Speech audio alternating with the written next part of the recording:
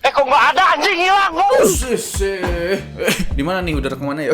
Oke, balik lagi bersama saya Alvin yang pastinya di Kudet Channel, Kudet Tech Channel, Kudet Tech Universe. Sudah itu aja terus intronya. Dan di video kali ini sebenarnya ini adalah video review yang mana saya pengen sendiri gitu loh. Ya semuanya juga keinginan saya juga sih sebenarnya gitu kan. Jadi kemarin tuh lagi nyari-nyari SSD di Tokopedia dan kebetulan saya dapet yang murah gitu karena memang saya filter termurah gitu kan. Ada yang murah sebelumnya sih, ada di harga 280.000 gitu ya dengan kapasitas 128 GB. Tapi ternyata saya cari-cari lagi ada yang lebih murah lagi gitu loh. Di harga 260.000 dengan kapasitas 128 GB.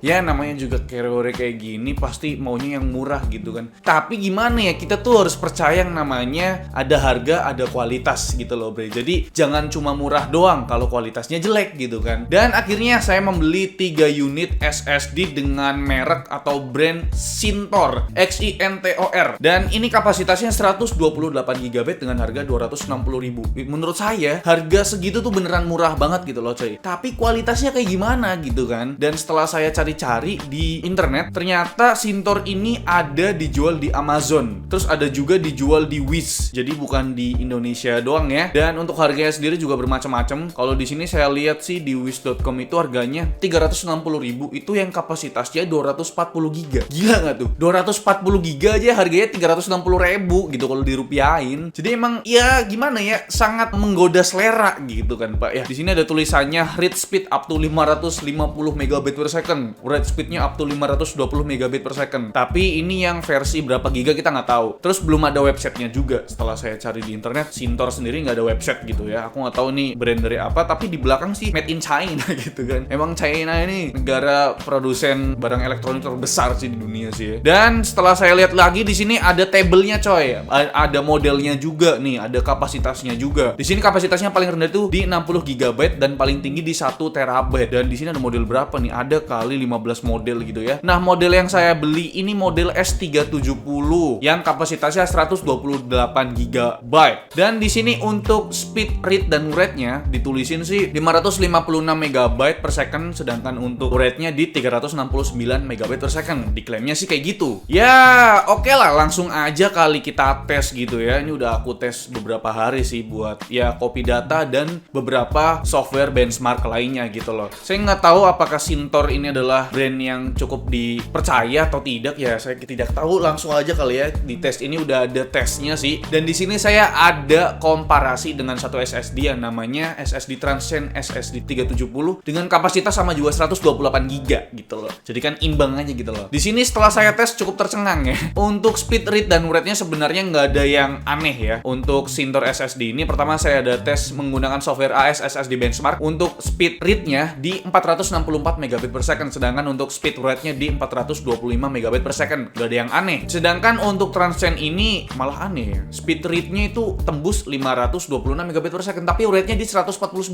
megabit per second. Dan selanjutnya kita tes menggunakan software Crystal Disk Mark 6 dan kalian bisa lihat untuk speed read dan write-nya sebenarnya nggak ada yang aneh juga. Untuk Xintor SSD ini read-nya berada di 476 megabit per second, sedangkan write-nya di 452 megabit per second. Dan untuk Transcend dia untuk speed read-nya tinggi juga ya di 550 megabit per second, tapi untuk speed write-nya dia cuma di 156 megabit per second. Nih kenapa nih Transcend-nya nih ya. Dan selanjutnya nih nomor 3 kita ada tes menggunakan software HD Tune, tapi di sini kita tes buat statistiknya. Tapi kita ngeliat juga untuk average-nya gimana untuk transfernya. Untuk Xintor ini transfer rate-nya itu di 296 megabit per second untuk average-nya, sedangkan untuk Transcend ini rata-ratanya di 331 megabit per second, lebih tinggi dari si Xintor SSD ini bre. Sedangkan kalau kita lihat dari grafiknya sendiri sebenarnya hampir sama sih ya. Tapi di sini untuk awalan untuk SSD Transcend ini lebih unggul ya karena dia sempat tinggi terus akhirnya turun stabil gitu. Oke bre, itu dia untuk hasil performance menggunakan 3 software benchmark dari SSD Xintor dan juga Transcend. Dan sekarang kita akan tes lagi yang lainnya karena memang kita kan bukan cuma ngetes benchmark tadi doang, tapi kita ada tes transfer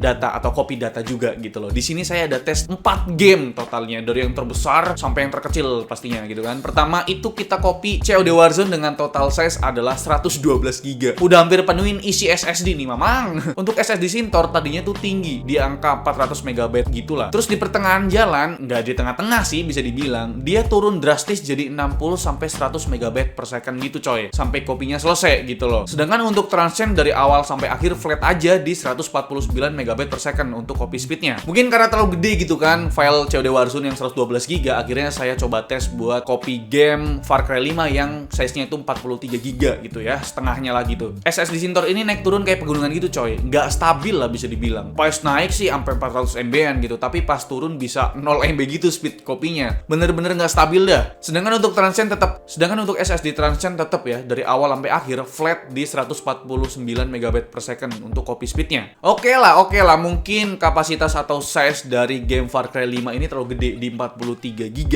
Sekarang saya akan coba tes buat copy game Attack on Titan 2 yang kapasitasnya itu lebih sedikit, setengahnya bisa dibilang yaitu 24 GB coy. SSD Sintor ini awalnya stabil kan di angka 390 MB gitulah speednya. Pas setengah proses dia naik turun lagi kayak pegunungan coy. Udah gitu turunnya drastis banget lagi, nggak stabil dah. Sedangkan untuk Transcend tetap ya dari awal sampai akhir flat di 149 MB copy speednya. Dan yang terakhir ini saya ada tes copy game The Forest ya, yang kapasitasnya atau size-nya itu cuma 5 GB doang gitu loh coy. Ya SSD Sintor ini mungkin cocoknya copy file-file kecil kali ya, karena bisa dilihat speed copy-nya tinggi banget sampai 600 MB-an gitu coy. Jadi ya kira-kira itu dia untuk tes buat copy data ya dari file yang gede banget COD Warzone 112 GB sampai yang terkecil yaitu The Forest yang cuma 5 GB doang. Bisa disimpulkan bahwasannya memang SSD Sintor ini untuk transfer copy data gitu memang kurang bagus kalau misalkan file-file besar gitu loh. Tapi kalau misalkan file-file kecil ya kayak dari 5 GB sampai 10 GB atau mungkin 15 GB itu masih aman-aman aja. Karena memang kalian bisa lihat tadi ya, mungkin awalnya lancar 400 MB-an gitu copy speednya, tapi pas di pertengahan jalan dia naik turun kayak pegunungan coy gitu. Jadi kurang stabil lah bisa dibilang. Dan gimana menurut kalian, apakah di harga 260.000 ini worth it buat dibeli?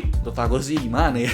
Nambah 30.000, 40.000, 50.000 dapat yang jelas gitu loh brandnya gitu kan. Di sini saya cuma mau ngulas doang apakah SSD murah layak buat dibeli gitu kan. Ya balik lagi ke awal video tadi saya bilang, ada harga, ada performa, ada harga, ada barang gitu kan ya. Jadi ya balik lagi ke kalian gitu kan. Kalau soal fisiknya sendiri sih ya sama aja sih kayak SSD pada umumnya, 2,5 inci gitu kan. Tapi di sini memang printannya mungkin ya printan ala kadarnya gitu kan. Terus stiker di belakang juga ya stiker ya yang murah-murah gitu lah coy. Jadi kira-kira itu dia untuk ulasan atau review dari saya mengenai SSD Sintor ini berkapasitas 128 GB dan kalian bisa simpulkan sendiri gitu kan. Dan mungkin nextnya saya akan cari SSD murah lagi yang bakal saya review apakah bagus untuk dibeli atau tidak, performanya kayak gimana. Nanti saya akan coba beli lagi SSD murah. Oke bre, sebelum video ini berakhir, saya akan umumkan pemenang giveaway kemarin dengan Fantech Indonesia dengan hadiah sebuah headset gaming Fantech Blitz MH87. Di sini udah ada 537 komentar dari kalian yang mengikuti giveaway kali ini bre. Dan kita cari pemenangnya menggunakan Instagram Random Comment Picker. Dan kita pilih postingan giveaway 1 unit Fantech Blitz MH87. Let's go. Dan di sini saya centang filter duplikat user, siapa tahu kalian komentar 2 kali gitu kan. Langsung aja get comment di sini.